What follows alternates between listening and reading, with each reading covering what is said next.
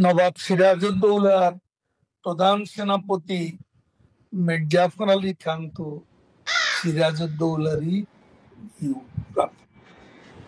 এখন সেনাপ্রধান তো আপনাদের আপনাদের সরকার প্রধানেরই নিয়োগকৃত, কেন এমনটি হয়? ওবায়দুল কাদের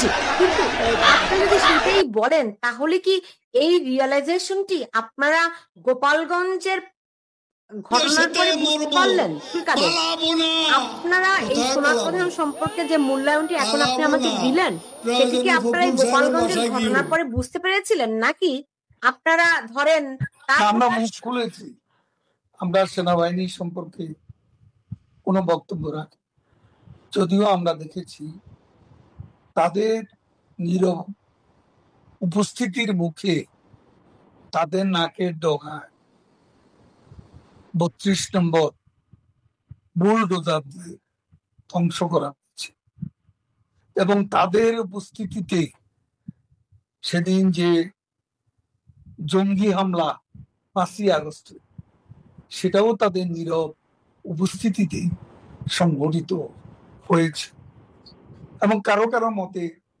তাদের সায়ও ছিল, সমর্থন সূচক সম্মতি ছিল, এরকমটাও আমরা জানতে পেরেছি।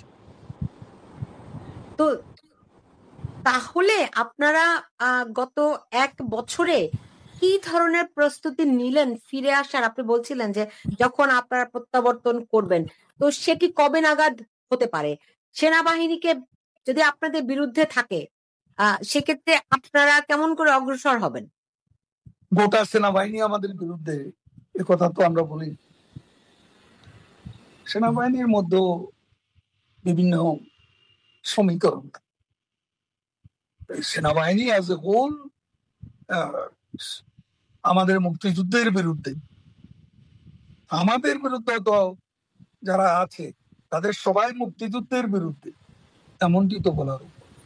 বাংলাদেশে মুক্তিযুদ্ধকে যখন ধ্বংস করার জন্য চক্রান্ত চলছে, আমার বিশ্বাস দেশপ্রেমী সেনাবাহিনী সেখানে তাদের যে দায়িত্ব, ইতিহাস অর্পিত যে দায়িত্ব, সে দায়িত্ব সময় মতো তারা পালন করবে। তো সেনা প্রধানের প্রতি কি আপনাদের সেই আস্থা? আমি এত কথা বলার পর আপনি আবার প্রশ্ন কেন করছেন? আচ্ছা, ঠিক আছে, আসলে বিষয়টিতে অনেক স্পষ্টতা আমি বলবো, জি, যা বলার বলেছি। জি, বুঝতে পেরেছি। এখন রাজনৈতিক ভাবে ধরেন একটা উদ্যোগ নেওয়া হচ্ছে, সামনে একটা ইলেকশনের প্রক্রিয়া হতে পারে, হবে কিনা আমরা জানি না এখনো, হতে পারে, এবং সেটি আওয়ামী লীগকে বাদ দিয়ে এরকম একটা কথাবার্তা শোনা যাচ্ছে। এই বিষয়ে আপনারা কি ভাবছেন? আমরা বাংলাদেশের বেশিরভাগ জনগণের প্রতিনিধিত্ব, সেই পার্টির কার্যকলাপ নিষিদ্ধ করে, সেই পার্টিকে নিষিদ্ধ রেখে, নির্বাচনে অংশগ্রহণ থেকে বিরত রেখে বাংলাদেশে কোনো ইনক্লুসিভ, নিরপেক্ষ, বাংলাদেশে কোনো ফ্রি ফেয়ার ইলেকশন হতে পারে না, হওয়া সম্ভব। যদি হয় সেক্ষেত্রে আপনাদের কৌশল কি হবে? যদি নদীতে ফেলব, যদি আমি এটুকু জানি ক্ষমতার রাজনীতি রহস্যপূর্ণ। ইউনূস তার ক্ষমতাকেই ভালোবাসে, গণতন্ত্র তার কাছে কোনো বিষয় নয়। অলরেডি তার সমর্থকরা, যারা তার সে অ্যালাইড ফোর্সেস, তারাই বিভিন্ন ইস্যুতে বিভক্ত হয়ে একটা জগাখিচুড়ি পরিবেশ সৃষ্টি করছে, যেটা নির্বাচনের পথে প্রতিবন্ধক হয়ে দাঁড়াতে পারে। এখন মানে ধরেন আমি শুনতে পেয়েছি যে জনাব ওবায়দুল কাদের, আপনার সংযোগ কিন্তু বারবার করে বিচ্ছিন্ন হয়ে যাচ্ছে। জি, আমি আবার জি, আমরা শুনতে পাচ্ছি মানে শেখ হাসিনা আপনাদের দলীয় নেতাদের সঙ্গে বৈঠক শুরু করেছেন ইন পার্সন। সেটি সেটি কেমন হচ্ছে এবং এই যে জনাব ওবায়দুল কাদের আপনার সংযোগটি এতটাই জি বিচ্ছিন্ন হয়ে যাচ্ছে যে অনেককেই বিতর্কিত অনেক নেতাকে নিষ্ক্রিয় করা হয়েছে, এটি কতটা সত্য? একথা মোটেও সত্য না। এখন এসব বাদ বিচার করার সময় না। এখন সবাই কাজ করছে যারা কাজ করতে চায়, পরবর্তীতে দেখা যাবে কারা সক্রিয় থাকে কারা নিষ্ক্রিয় থাকে। যারা এখন সক্রিয় থাকবে, সংগ্রামে আন্দোলনে থাকবে, সবকিছুই তো আমরা পর্যবেক্ষণ করছি। আর আমাকে যে প্রশ্নটা করেছেন, আমি সেটা বলতে চাই যে আমাদের পার্টিতে একটা নিয়ম আছে, 3 বছর পর পর আমাদের পার্টির সম্মেলন হয়। সম্মেলনের মধ্য দিয়ে নতুন নেতৃত্ব আসে। আর এই প্রক্রিয়ায় কাউন্সিলরদের সম্মতি নিয়ে আমাদের নেত্রী, আমাদের সভাপতি শেখ হাসিনাই এ ব্যাপারে চূড়ান্ত সিদ্ধান্ত নেন। তবে আমাদের 3 বছর সর্বশেষ আমার 2 টার্মের পর এটা 3rd টার্ম চলছে, এটা শেষ হবে আগামী ডিসেম্বর। এখন ডিসেম্বরে আমরা কোথায় থাকব সেটা আমি জানি না, এবং তখন যদি সম্মেলন করার মতো অবস্থা না থাকে তখন অন্তর্বর্তী কোনো ব্যবস্থা যদি নেওয়ার দরকারও আমাদের নেত্রী প্রয়োজনে নিতে পারেন। আমার কোনো পদের প্রতি কোনো মোহ নেই। 3বার আওয়ামী লীগের সাধারণ সম্পাদক হয়েছে। স্বাধীনতার পর এটা কারো ভাগ্যে জুটেনি। আমি সর্বমোট 18 বছর মন্ত্রী ছিলাম।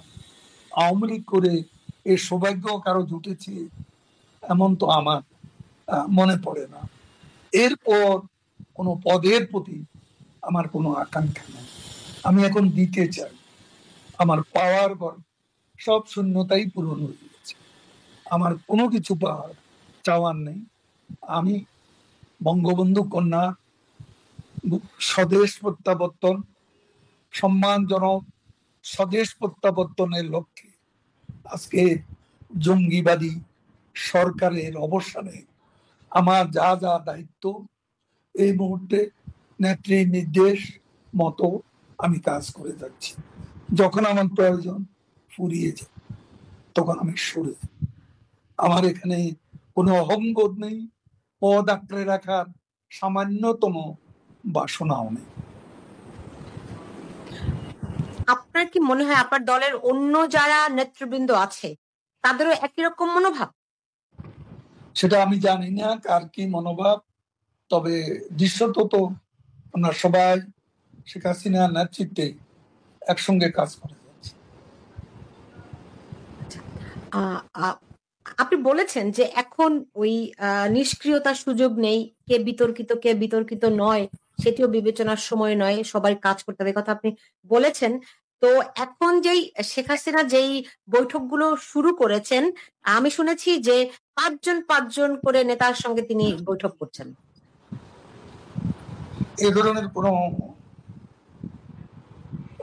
সিগন্যাল আমি তো পাইনি।